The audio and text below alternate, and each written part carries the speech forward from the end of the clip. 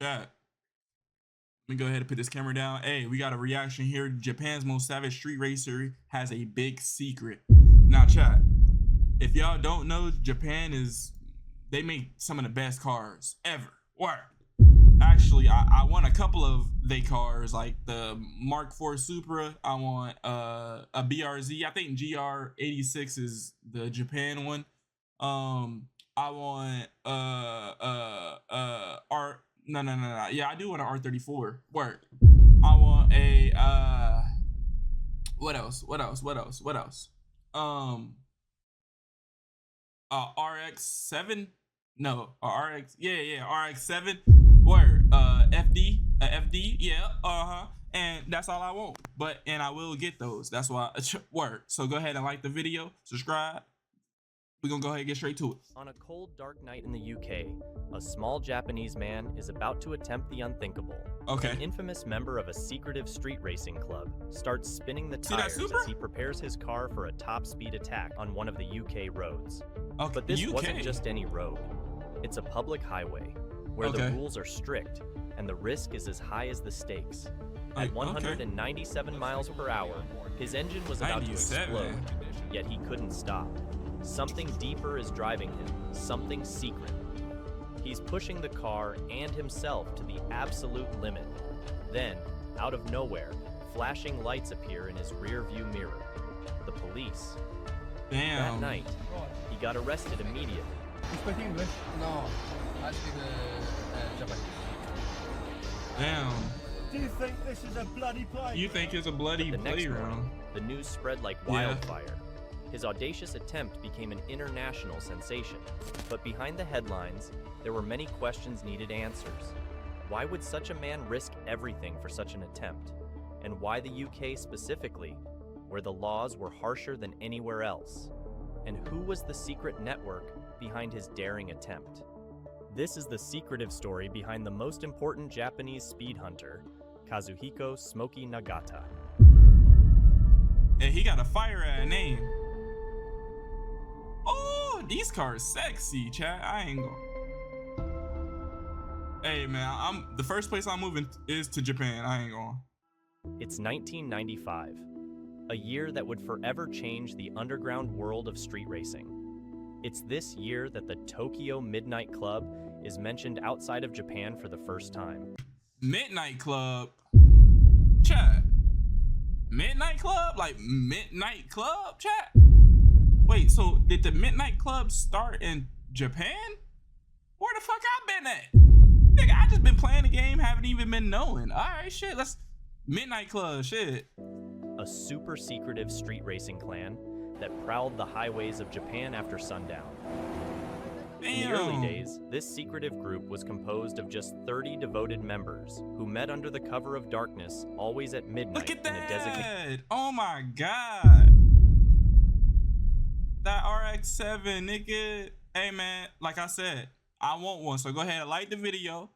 Shit, or nigga subscribe, or hey, cause if you ain't gonna help me get it, the next nigga will. But if you do want to be a part of that, you know what I'm saying, like the video, shit. Location. Subscribe. Among the various meeting points was a service area in Yokohama, the Daikoku parking area, a spot that is still famous today for its frequent late-night gatherings of sports car enthusiasts. Damn, them Following a cars series sexy. of high-speed runs, the Midnight Club quickly became unbeatable, especially on the Wangan, a long straight highway that ran along the Tokyo Bay. This made the club super famous as their reputation for speed made them legends, and soon, every car enthusiast in Japan dreamed of joining their ranks. But becoming one of them wasn't Did y'all see that shit? That, first of all, that was cool. He put the hello in there. Car enthusiast in Japan dreamed of joining their ranks. Nigga, come on. Niggas just gotta have money out there. Work. But becoming one of them wasn't that easy since there was a very strict protocol and rules to join. The club's standards were relentless. To even be considered, your car had to consistently hit a minimum speed of 160 miles per hour and couldn't afford to lose against any rival club's car. Only the fastest and most skilled drivers were welcomed, setting the bar incredibly high for anyone daring to join. Damn. This strict protocol allows only 10% of those who tried to earn the right to call themselves a member. Of the Midnight Club. The Midnight Club was a sort of fight club for cars, with precise and severe rules. These cars The drivers sexy. didn't reveal their name and profession to anyone, since according Get that to NXX, nigga. Hey, bro, I know y'all don't know nothing really too much about cars. This is exactly why I'm here. Word. Look, RX-7, word. rules, the drivers did NXX, word. What is that? R33? R32, word. Word. didn't reveal their Nigga, name 'cause and this shit profession to beautiful, anyone, nigga. since according to the club rules, members could not ask Oh each my other where they got the God. money for their preparations. No one asked questions about who they were outside the car. It didn't matter if you were rich, poor, a businessman, or a mechanic. What mattered was the car, the speed, and the trust that came from silence. Oh my God. In the world of the Midnight Club, those secrets were left behind when you strapped in. All that counted was the moment you hit the throttle, and everything else disappeared into the night. Man, that's a bar. Among the members of the Midnight Club, there were in fact some of the best tuners in Japan, stuff like Ab Flug, R.E. Amamiya, and Top Secret. The extreme level of tuning each car underwent set the club apart. Almost all of the members' cars had at least 500 to 600 horsepower, with some pushing even further to dominate the highways. One member of the club is said to have spent 180 million yen of the time, equivalent to over 1.5 million euros today, on modifications and preparations on his Porsche 911. Woo! Another drove a Datsun Fairlady Z 280ZX that became an icon among enthusiasts. Oh my God. The goal within the Midnight Club was simple, is to hit the crazy 0 to 300 km/h first. Since most of their races took place on public streets and highways, the Midnight Club developed a massive underground following, not just in Japan, but around the world, attracting a cult-like fan base that admired their skill and fearlessness. These cars By the sexy. mid-90s, the club had around 75 elite members and reached its peak. 75? However, due to the way the matter had turned from a simple gathering of geeks into something more institutional and really big, it began to attract unwanted attention. Their high-speed runs on those streets that were still open to the public quickly attracted the Japanese government to enact new laws to combat illegal races, and the repression began to create problems. In a short period of time, the club found itself with only about 40 members. These remaining members continued to meet every Friday night at a well-known gas station just off the Tomei Expressway, using it as a base to plan their next races. They were frequently spotted coming and going from the infamous Daikoku parking area, always on the lookout for worthy opponents. Damn. To organize meetings, one of the leaders would place a small article in a local Tokyo newspaper under the announcements section, usually to avoid attracting unwanted attention from the police. It would look like something very different from an illegal street racing. The text of the announcement would be discussed in the previous meeting, so that the team members could easily find it and meet at the right place at the right time to start racing. This is an example of what an announcement could look like. For sale, small bags at discounted prices. For more information, I am available to meet at the Daikoku parking area on Thursday, between 11 p.m. and 2 a.m. Thank you. They meet and race each other. When the race is over, everyone would pull into a rest area and stop to chat about the result. Damn. Everything was going as planned, until the unexpected happened. What do you mean by that, chat? Chapter 2. The Tragedy of Basazuko. As the Midnight Club reached the zenith of its success, motorcycle gangs were widespread, following a Japanese youth subculture born in the mid-70s that had to do with tuned motorcycles and rebellion against the institutions. Members of these gangs were easily recognizable, called Bosozoku, usually wore a long jacket down to their feet, often stitched with slogans, drawings, and the Japanese imperial flag. I ain't gonna lie. Chat, these niggas look cool. I ain't gonna lie, nigga look cool though. I ain't gonna lie, word. Modified the bodywork of their bikes and removed or modified the exhaust to make as much noise as possible. Unlike the Midnight Club, their main activities were motorcycle rallies, riding dangerously around town, annoying other people, causing trouble, and racing on the highway for the thrill rather than for competition. They were occasionally violent with those who crossed their path, but also with each other, as conflicts between the various gangs were frequent. It seems that there was mutual antipathy between the Bosozoku and the drivers of the Midnight Club, because the latter had very powerful cars, capable of overtaking and leaving their motorcycles in the dust. This rivalry had been alive for a long time, to the point that the members of the Midnight Club switched from just the classic bumper sticker to a large one on the windshield, so that the Bosozoku in question could immediately understand whose fast car was challenging them. Damn. So they beefing. Around 3 a.m. on an unspecified Friday night, a group of Bosozoku riders gathered on the Wangan Expressway, ready to challenge the Midnight Club.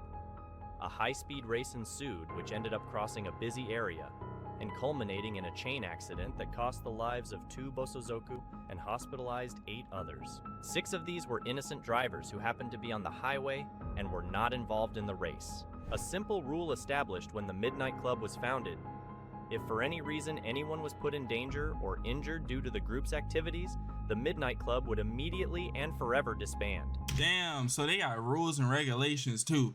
So not only did the Midnight Club respect races in terms of, hey, we're gonna do this competition. If you win, I respect you. If I win, you respect me. We're gonna go ahead and get it popping like that. They also respected the not the cops, but the pedestrians and the people. Like, if we gonna put niggas in danger, we're not gonna do this shit no more.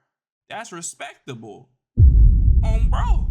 A bit like modern day samurai who accept the rules of Bushido. And so that's they what did. I'm saying.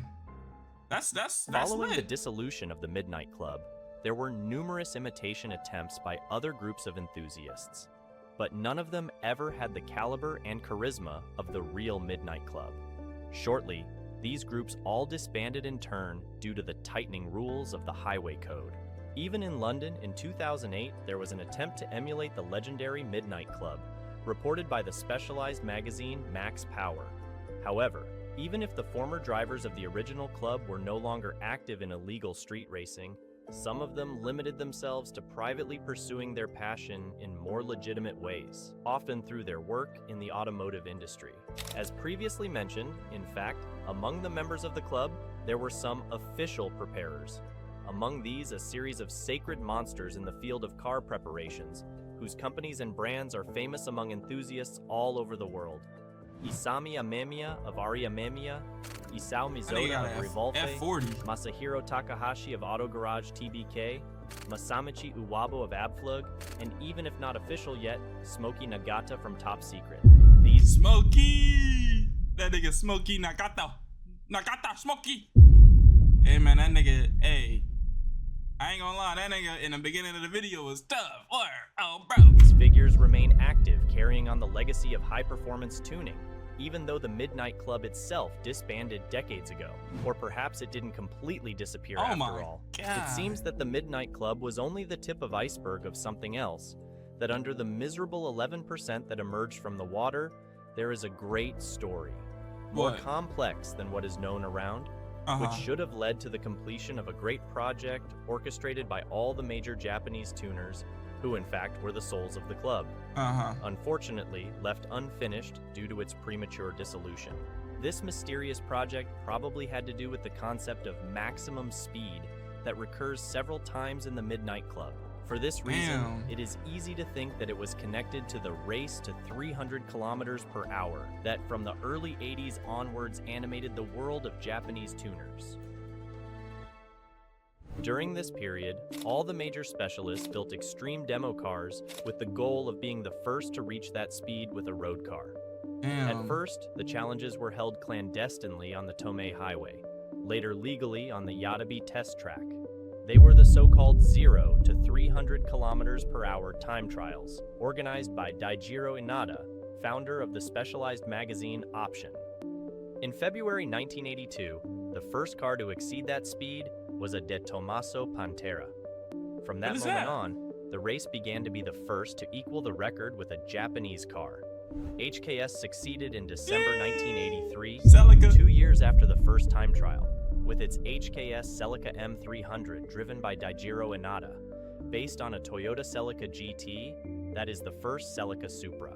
Once they exceeded 300 kilometers per hour, the goal became simply maximum speed. Damn. The drivers of the Midnight Club were regular participants in these events, with numerous photos showing their meticulously prepared cars as they raced to break records on the banked curves of the track. The Damn, they Midnight so Club cool, used bro. the highways around Tokyo as their own personal testing grounds, in addition to what was offered by the events organized by Option 2 at the Yatabe track. The high-speed runs on the Wangan were the tests for what was then officially certified once on the track. Unfortunately, a few years after the group disbanded, Masa Saito, editor-in-chief of Option 2, died in an accident during one of the time trials. Oh. Following this, the track suspended its activities and was left in a state of abandonment until its subsequent demolition. Perhaps if Saito had not died, there would have been much greater growth in the many Japanese preparers and their tuning shops, who would have continued to work to achieve the goal they had set themselves to. However, the search for this elusive and mysterious maximum speed by this group of Thunderbolts has never stopped, but has simply moved. Chapter 3. Smokey, the man who refused to stop. He was a part of the Enter Midnight Club. Kazuhiko Smokey Nagata, a small, quiet man looking to be in his 40s. He is friendly, has a love of cigarettes, and has a cheeky attitude. You'd never guess he also loves horsepower as much as any street racer, enormous burnouts, and flipping the bird at the law. He was the man behind the most infamous Japanese tuning company called Top SecRet. Smokey Nagata is rumored to be a member of the notorious Midnight Club. While many dismiss this claim, a select few know the truth. He was indeed a genuine member of the club, and we'll delve into that later. But first, let's get to know a bit about him. Okay. Born in 1964, Smokey Nagata spent his early years in the Japanese prefecture of Hokkaido. This was in a little village surrounded by picturesque countryside and rolling hills. Bro. Hey, I can't wait till I move to Japan, bro, because that's exactly where I'm going. It's like one of the few places in the United States, well, it's not in the United States, but that's the United States owned type shit, that got an alliance type shit, that still got fucking nature. I mean, Hawaii got nature, but like, why do you gotta go out the fucking country to get some fucking nature? But man, it's beautiful out there, and I'm around all the cars that I love. Word. Growing up on farmland, there weren't many cars, but his father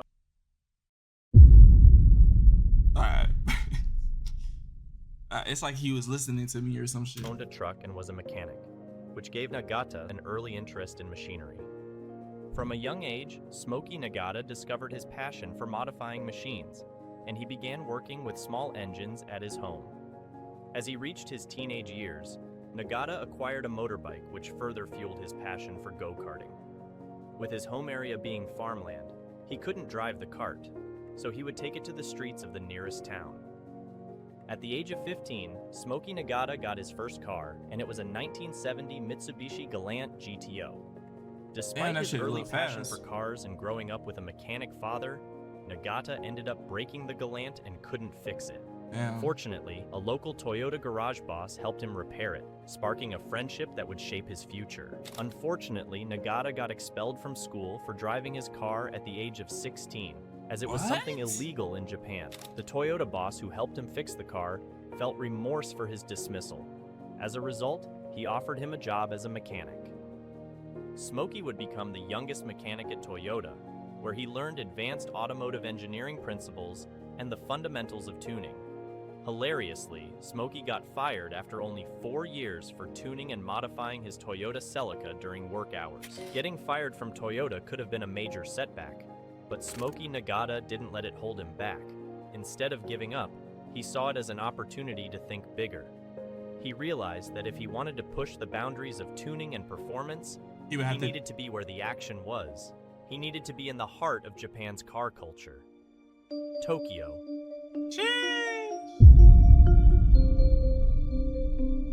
Tokyo. Determined to follow his passion, Smokey packed his bags and headed to Tokyo, the paradise for car enthusiasts, where the underground racing scene and limitless tuning possibilities awaited. Oh my It was there that his vision for something greater began to take shape. As one door closes, another one opens. These Smokey cars would tough. join Trust in Tokyo. Trust was Trust. one of the big aftermarket tuning companies in Japan. Okay. It eventually became the parent company of the US-based tuner Greddy before Greddy. going under. Going Trust under. attracted him by having a racing program in the pipeline, something that aligned with his goals. Initially, Smokey was packing mufflers and turbos, but he frequently offered to help out in the racing department to get a deeper understanding of tuning race cars. Over time, Smokey became a tuning genius, and it wasn't long before he began sneaking around the shop, modifying cars and fabricating components for his own personal projects. Under the cover of darkness, Smokey Nagata would take his heavily modified cars out onto the streets of Tokyo, away from the prying eyes of the public and authorities. These late-night runs became his personal testing grounds. Tokyo's highways, with their long stretches and minimal traffic in the early hours, provided the perfect environment to push his machines to their limits. Smokey knew the risk, both legal and mechanical, but his obsession with speed and perfection drove him to constantly test his modifications in real-world conditions. Soon after, Smokey's secret night test caught the attention of his employers at Trust. What? However, by this time, he had become such a valuable asset to the company that they couldn't afford to fire him. His skills as a tuning genius were integral to their success, and they recognized the potential in his unconventional methods. Rather than firing him, they allowed Smokey to continue his street tests in secret, understanding that his relentless pursuit of speed was driving innovation within the company. This unofficial freedom further fueled Smokey's passion to push over the limits. Hey, and by the way, it's so crazy because they let him do that in secret, and then that becomes his slogan, his logo, SecRet. That's interesting. That's very interesting. The newfound freedom to push boundaries in secret became the driving force behind Smokey Nagata's next big move. His What'd I covert just tell street you? tests not only refined his tuning expertise, but also sparked the idea for his own company. He named it Top Secret, a fitting title for a business born out of secrecy. But what secrets exactly? Chapter 4, The Big Secret. According to most sources online, Smokey Nagata's Top Secret is simply a Japanese automobile tuner and parts manufacturer, offering a wide range of products including aero kits, engine components, exhaust systems, and suspension upgrades. However, what many fail to realize is that Top Secret wasn't just a typical tuning company, it was actually a secretive street racing club. While the public saw it as a legitimate business, Smokey and his inner circle were quietly pushing the boundaries of speed and performance on the streets, living up to the secret in the company's name in ways that few truly understood. Inside Top Secret, Smokey Nagata was known for pushing cars to their absolute limits. He would modify them in extreme ways, aiming to achieve mind-blowing speeds and then take them to the Wangen for high-speed runs. His obsession with reaching maximum speed mirrored the main objective of the Midnight Club. If you recall, their primary goal was to be the fastest on the road, and not just any road, but specifically the Wangen, as they dominated this long highway. Smokey's relentless pursuit of speed and perfection aligned perfectly with the ethos of the Midnight Club, further fueling the rumors of his deep connection to this notorious group of street racers. Top Secret was initiated by Smokey in 1991, at the same time when the Midnight Club was at its peak. At the heart of the club, the most important Midnight members were the ones who owned the tuning industry. They were the ones who did the heavy tuning of the members' cars while keeping their work hidden from the public eye. Smokey, understanding the risks associated with street racing, kept Top Secret under wraps to protect it from being associated with the illicit activities of the Midnight Club. Very few outside the circle of the club knew about Top Secret, allowing Smokey to pursue his passion for speed while safeguarding the future of his business from the scrutiny of law enforcement and the public. Therefore, during that time, almost no one knew about Top Secret yet. Apart from the tuning works, Smokey Nagata was also a skilled underground driver who took his modified cars to the highways for exhilarating high-speed runs. His passion for performance extended beyond the workshop, as he would push his vehicle. What's it? Sylvia. I call that bitch a Celica.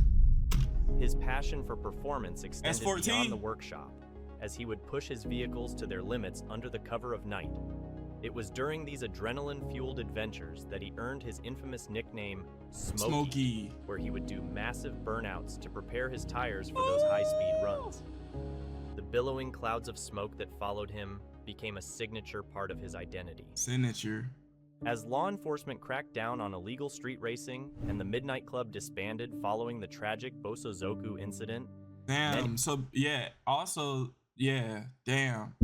The Midnight Club stopped because the leader died trying to reach the top speed, which is sad. It's very sad. Then they made a game. Nigga, I want to play the game now that I know the story. Many in the racing community chose to walk away from the scene. However, Smokey Nagata refused to give up. For him, the pursuit of maximum speed was more than just a thrill. It was a legacy that needed to continue.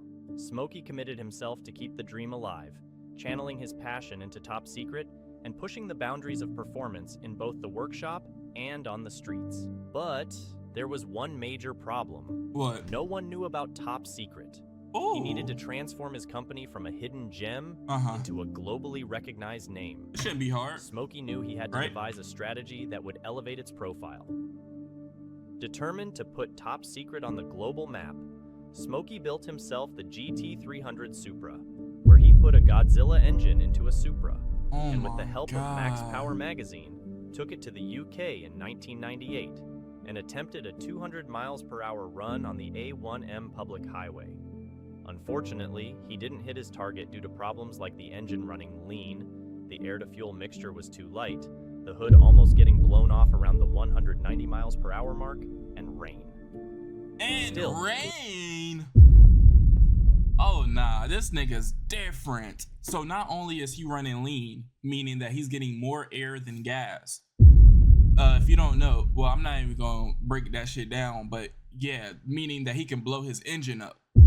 On top of that, this nigga hood was finna come off at 190, and then on top of that, this nigga's driving 190 miles per hour in the rain. Oh nah, he's different. He's different. Smokey Nagata's Supra impressed many with a 197 miles per hour run, setting the fastest speed for a car record on a UK public highway.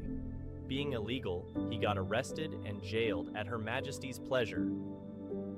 Nagata got released the next day but received a 10-year ban from the UK, a 1-month international license suspension ban, a £155 fine, and £35 court fee charges. Nevertheless, upon returning home, Smokey's daring attempt became the talk of the world. Smokey and Top Secret would become a global phenomenon among car enthusiasts all over the world. From that moment, the goal for Smokey became crystal clear: break the records every single day. Yeah, I'm going to Top Secret on bro. Smokey Nagata began to create a massive collection of heavily modified cars. A recognizable feature of many Top Secret tuned cars are their gold paint schemes. Only cars that Nagata deemed to be the best and most accomplished projects that represent the epitome of the Top Secret tuning philosophy receive this special gold paint scheme. This approach was an inspiration from the coveted silver sticker of the Midnight Club.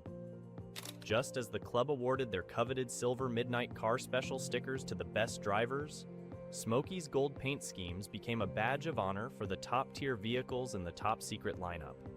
To this day, Smokey Nagata never admitted but not even denied having been part of the Midnight Club.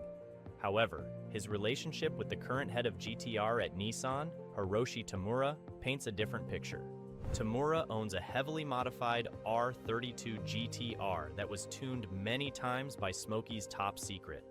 Only a few years ago, he was interviewed with his car, which sported a not particularly discreet Midnight Car Special sticker on the front bumper.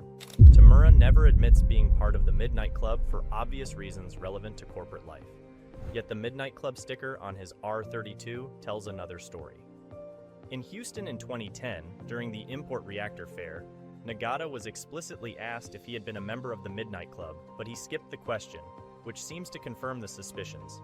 Abflug instead created the brand Midnight International, whose writing is identical to that of the club's stickers, further proof that its founder was a member. In any case, almost all of the ex-pilots have maintained their confidentiality until today and refuse to talk about the club or even name it. After all, everyone knows. First rule of Fight Club: never talk about Fight Club. Yeah, Second literally. rule of Fight Club: you must never talk about Fight Club. Damn. Japanese created Unstoppable Force. That's gonna be the next video. Bruh, this was a great ass video, chat. Thank y'all for stopping by. I love y'all. Like the video, subscribe if you word on bro. Word. I love y'all, man. I'm out.